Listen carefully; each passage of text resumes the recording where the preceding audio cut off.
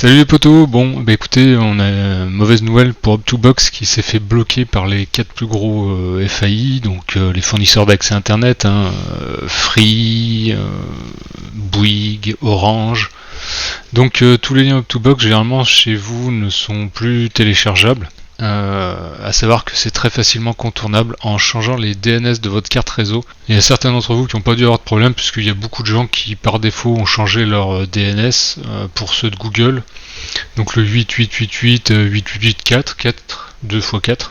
Donc on va voir ensemble comment le faire. Mais donc vous voyez aujourd'hui, quand on clique un lien Up2Box, donc généralement moi je upload mes fichiers Up2Box, qu'ils soient légaux ou c'est une plateforme qui permet d'uploader les fichiers, qui les stocke, donc c'est pratique. Donc quand vous cliquez sur des liens à moi, souvent vous arrivez sur Up2Box, mais c'est la même chose, si vous essayez de télécharger des films, vous n'avez pas le droit de télécharger, etc. Du moment que vous utilisez Up2Box, vous arrivez sur un site comme ça qui dit que le site est inaccessible. On peut croire que le site a fermé, tout ça, mais c'est pas du tout le cas. En fait, c'est une décision de justice, comme c'est un site qui sert principalement à héberger des fichiers avec des droits, de la licence, des copyrights, etc. Donc ils ont réussi à avoir une décision de justice pour que les 4 grands FAI bloquent avec leur DNS. Donc le DNS, d'ailleurs ici on voit, on a un message qui nous parle de problème DNS.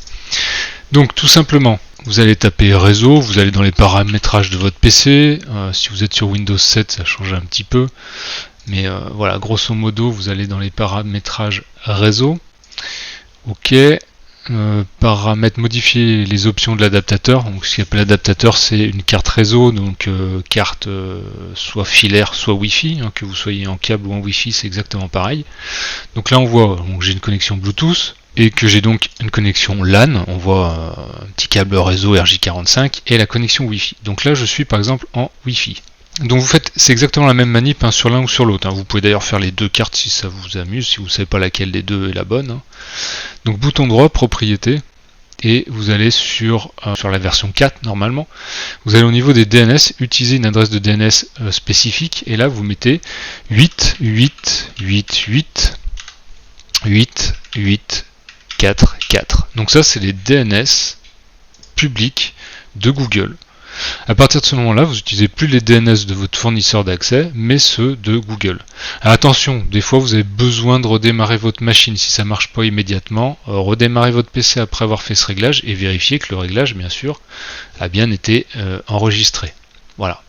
Il vous suffit de les enlever si vous voulez plus les utiliser. Mais dans tous les cas, beaucoup de gens utilisent déjà des DNS. Il y a des sites qui sont bloqués à cause de ce genre de DNS. Vous êtes peut-être déjà sur un site qui vous mettait ce genre de message, vous n'avez jamais fait attention.